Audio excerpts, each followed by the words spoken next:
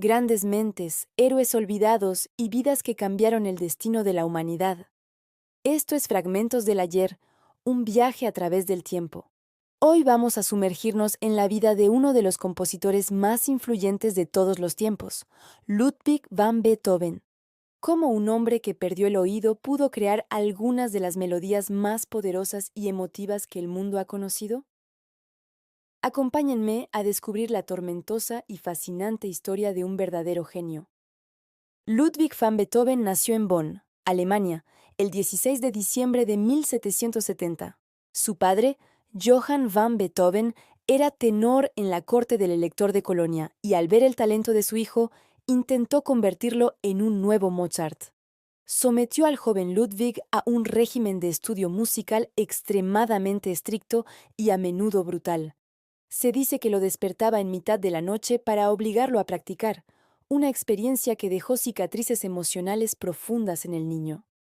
A pesar de la dureza de su padre, el talento de Ludwig era innegable. A los 7 años, en 1778, dio su primer concierto público. Su primer maestro formal importante fue Christian Gottlob Niefe, quien no solo le enseñó composición, sino que también lo introdujo a las obras de Bach y a las ideas de la Ilustración, que influirían enormemente en su pensamiento. En 1787, con apenas 16 años, Beethoven viajó a Viena, la capital musical de Europa, con la esperanza de estudiar con Wolfgang Amadeus Mozart. Aunque no está claro si llegaron a conocerse, la leyenda cuenta que Mozart, al escucharlo improvisar, dijo: «Recuerden su nombre, este joven hará hablar al mundo». Sin embargo, su estancia fue corta. Recibió la noticia de que su madre estaba gravemente enferma y tuvo que regresar a Bonn. La muerte de su madre poco después y el alcoholismo creciente de su padre lo obligaron a asumir la responsabilidad de sus 2 hermanos menores. Durante estos años en Bonn, tocó la viola en la orquesta de la corte y comenzó a componer sus primeras obras. En 1792, Beethoven se mudó definitivamente a Viena. Esta vez, su objetivo era estudiar con Joseph Haydn, otro gigante de la música. Aunque su relación fue un poco tensa, Haydn reconoció el genio de Beethoven. En Viena, Beethoven rápidamente se ganó una reputación como un virtuoso del piano, famoso por sus apasionadas improvisaciones. Sus conciertos eran eventos muy esperados por la aristocracia vienesa, que se convirtió en su principal fuente de patrocinio. A diferencia de otros músicos de la época que eran tratados como sirvientes, Beethoven se comportaba como un igual entre la nobleza, exigiendo respeto no solo por su arte, sino por sí mismo como individuo. Esta actitud era revolucionaria y reflejaba las ideas de libertad e igualdad que circulaban en Europa tras la Revolución Francesa. A finales de la década de 1790, cuando su carrera estaba en pleno apogeo, Beethoven comenzó a notar los primeros síntomas de una tragedia que marcaría el resto de su vida: la sordera. Al principio, intentó ocultarlo, evitando reuniones sociales por miedo a que se descubriera su condición. El pánico y la desesperación lo invadieron. En 1802, en un pueblo a las afueras de Viena llamado Heiligenstadt, escribió una carta a sus hermanos, conocida como el Testamento de Heiligenstadt. En ella confesaba su angustia, su aislamiento y sus pensamientos suicidas. Sin embargo, en esa misma carta reveló su decisión de seguir viviendo por y para su arte. Escribió: «Solo el arte me sostuvo. Ah, me parecía imposible dejar el mundo hasta haber producido todo lo que sentía que estaba llamado a producir». Este momento fue un punto de inflexión. A partir de entonces, su música se volvió más profunda, más personal y más heroica. La década siguiente, conocida como su período heroico, vio nacer algunas de sus obras más célebres. La Sinfonía número 3, heroica, compuesta originalmente en honor a Napoleón Bonaparte, marcó un antes y un después en la historia de la sinfonía. Cuando Napoleón se autoproclamó emperador, un Beethoven furioso tachó la dedicatoria, cambiándola a Sinfonía Heroica, compuesta para celebrar la memoria de un gran hombre. Durante este periodo también compuso la apasionada sonata para piano Appassionata, sus cuartetos de cuerda Rasoumovsky, su única ópera, Fidelio, y por supuesto, la icónica Sinfonía número 5.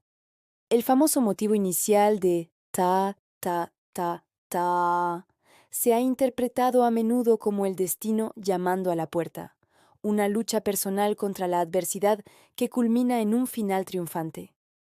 La vida personal de Beethoven, sin embargo, estuvo llena de desilusiones amorosas. Se enamoraba a menudo de mujeres de la aristocracia, pero las barreras sociales y su carácter difícil impedían que estas relaciones prosperaran. La identidad de su amada inmortal, a quien dirigió una apasionada carta de amor encontrada después de su muerte en 1812, sigue siendo uno de los mayores misterios de la historia de la música. Nunca se casó ni tuvo hijos, y su vida se volvió cada vez más solitaria a medida que su sordera avanzaba. Se comunicaba con sus amigos y visitantes a través de cuadernos de conversación, en los que escribían sus preguntas y comentarios. A pesar de su aislamiento, su creatividad no disminuyó. De hecho, entró en su último periodo compositivo, considerado por muchos como el más profundo y visionario. En esta última etapa, Beethoven rompió todas las convenciones musicales de su tiempo. Compuso sus últimas sonatas para piano, la monumental Missa Solemnis y los tardíos cuartetos de cuerda.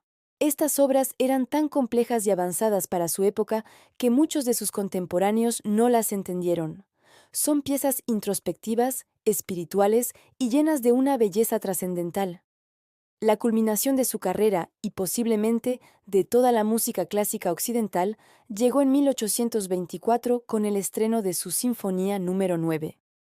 Beethoven, ya completamente sordo, insistió en estar en el escenario para dirigir.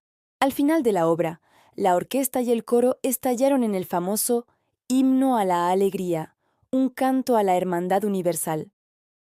La audiencia estalló en aplausos, pero Beethoven, de espaldas al público, no podía oír nada. Una de las solistas tuvo que girarlo para que pudiera ver la ovación de pie que le estaban dedicando. Fue un momento increíblemente emotivo y simbólico.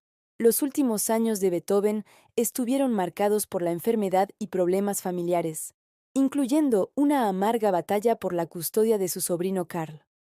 Su salud se deterioró rápidamente y falleció el 26 de marzo de 1827, a los 56 años. La leyenda cuenta que murió durante una tormenta, levantando el puño al cielo en un último gesto de desafío. A su funeral asistieron unas 20.000 personas, una muestra del inmenso respeto y admiración que Viena sentía por él. La música de Beethoven transformó la música para siempre. Fue el puente entre el clasicismo de Mozart y Haydn y el romanticismo de compositores como Schumann y Brahms. Amplió la forma, la estructura y el rango emocional de la música, y la elevó de mero entretenimiento a una forma de expresión personal y filosófica. Su vida es la historia de una lucha constante, contra la sordera, contra la soledad y contra las convenciones. Pero a través de esa lucha nos dejó un legado de música que celebra la resiliencia del espíritu humano, la belleza y la esperanza. Su obra sigue resonando hoy en día, recordándonos el poder del arte para trascender el sufrimiento y unir a la humanidad. Gracias por acompañarnos en este viaje por la vida de Ludwig van Beethoven. Si te ha gustado el video, no olvides darle a like, suscribirte a nuestro canal y darle a la campanita para no perderte nuestros próximos videos.